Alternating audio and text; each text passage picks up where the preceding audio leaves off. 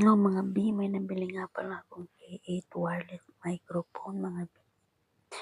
So, ang ganda nga ng ang tunog tong wireless microphone na to sa halagang 24 dirhams sa Ansar Mall.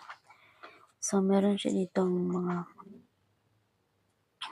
nakalagay sa likod na play and plug. Yeah.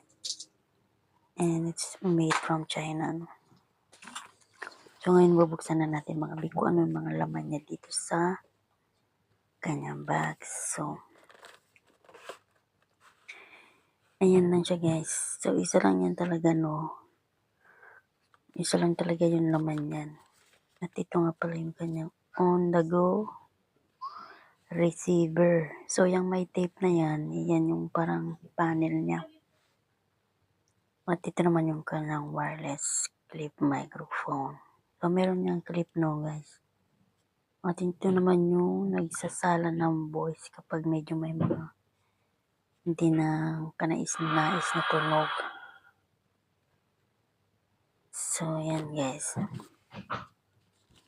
At kasama din yan yung kanyang user manual. So, alam niyo naman yung paano yung manual, di ba? So, ito lang dyan guys. Nakalagay dyan guys. So, ito yung microphone transmitter niya. Yang may nakalagay na tape na yan. Yan.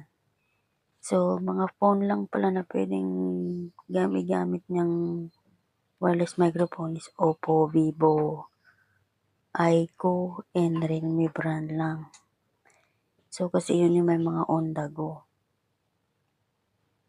So, dito sa may parte na to, dito is may pula dyan na nagbi-blink-blink. So, ibig sabihin, nire-receive niya yung voice from ear. This one is color green naman dyan. Ito naman yung power button niya. Ipipress nyo lang siya ng matagal kapag i-on. At ipipress nyo lang din siya ng matagal kapag i-off. So, yan. Yung maliit na butas na yan is may nagbiblink niya na kulay green. At kapag nagcha-charge naman siya, ang color niya is orange. So, ito nga pala yung USB niya, yung charger niya, no.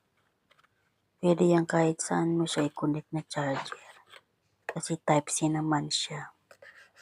Pwede mo ka rin magsalita gamitin yung microphone habang nagsasalita ka. Pero dapat meron kang